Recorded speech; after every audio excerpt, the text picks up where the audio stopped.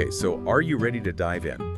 We've got a really interesting mix of stuff to unpack today. We're talking about big changes at the top for Disney, AI changing how businesses work, and even how some of the biggest companies out there, those tech giants, are impacting, well, all of us. Yeah, it's all connected, isn't it? You don't always think about it, but leadership changes at like a Disney or how companies buy their office supplies, it all trickles down.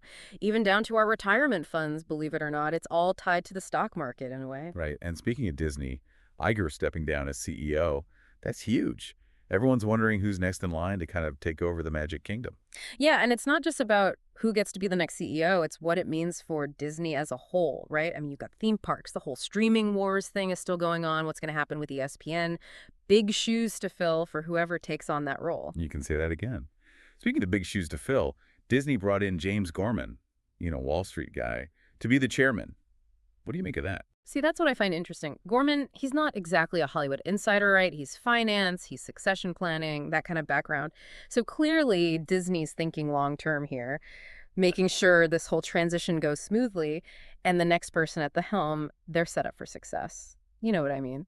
Yeah, it's like they're bringing in the wise old advisor to make sure the kingdom doesn't fall apart while they're choosing the new ruler or whatever. Yeah. Okay, so moving on. We were reading about how AI is changing the way businesses buy stuff. Hmm. Even like basic office supplies. It's kind of wild. And it's not just some like far off thing. This is happening right now.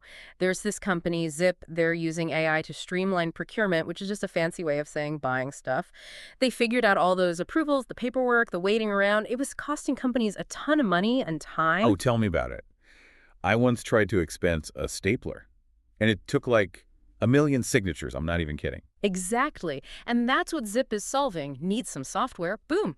The AI looks at what you need, finds the best price, gets it approved. Boom. Done. All within your budget. And it's not just small potatoes. Discover, the credit card company. They used this, and they ended up getting rid of, get this, over 3,000 approvals that were totally unnecessary. Whoa. That's got to be saving them a ton of money, not just time. Yeah. Makes you wonder what else we could use this for, right?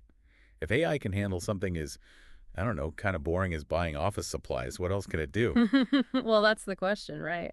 But maybe let's switch gears for a sec. We were talking about AI, but what about the companies that are, already on top, those tech giants, the ones that seem to be running the show when it comes to the stock market? Right, those, what do they call them? The Magnificent Seven. Apple, Microsoft, Amazon, all those guys. But how long can they, stay on top like that?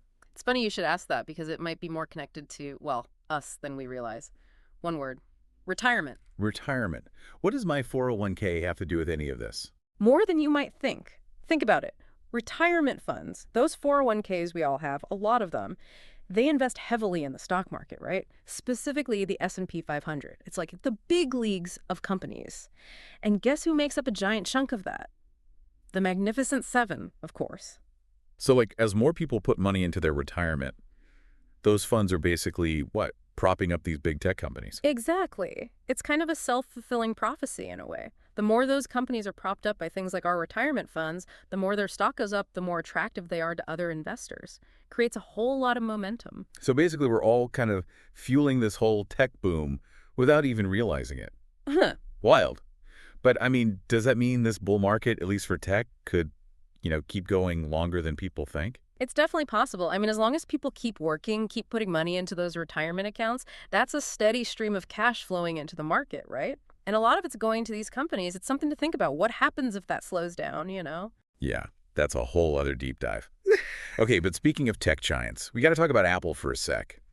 This whole thing with the new iPad mini seems kind of sneaky. You mean how they're basically giving some of their older tech a second life? It's pretty clever when you think about it. Break it down for me. What's the big deal with this iPad?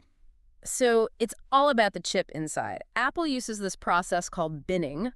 Basically, when they make these chips, not every single one is going to be, absolutely perfect. Some might have like tiny flaws, nothing major, but enough that they don't want to put them in their top of the line stuff, like a new iPhone. So instead of just like trashing them.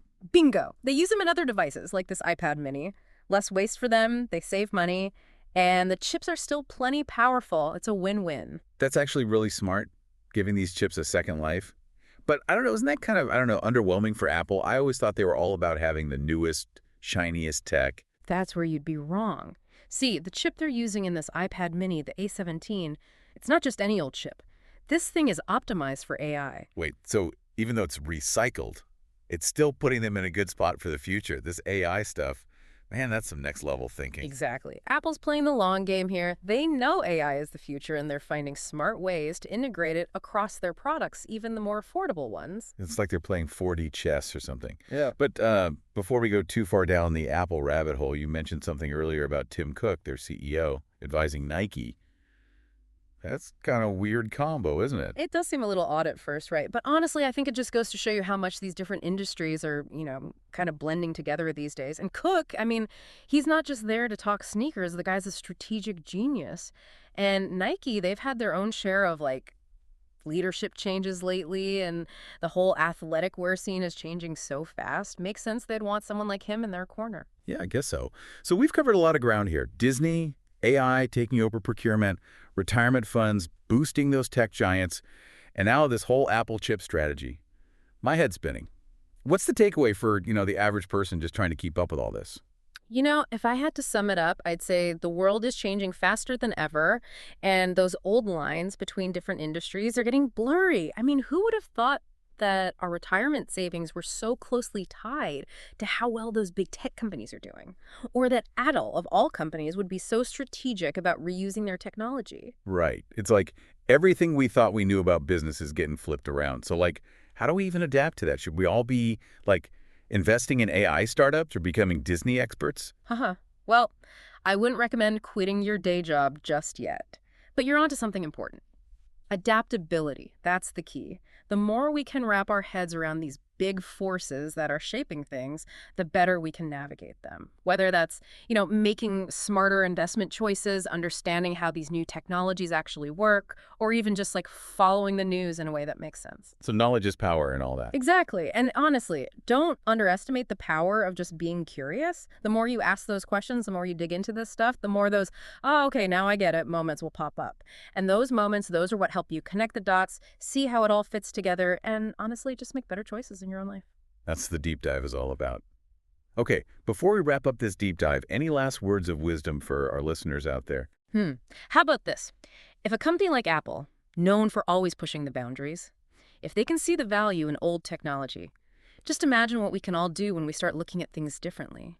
The best solutions, the most innovative ideas, they often come from challenging what we think we know, being open to change even when it feels a little scary.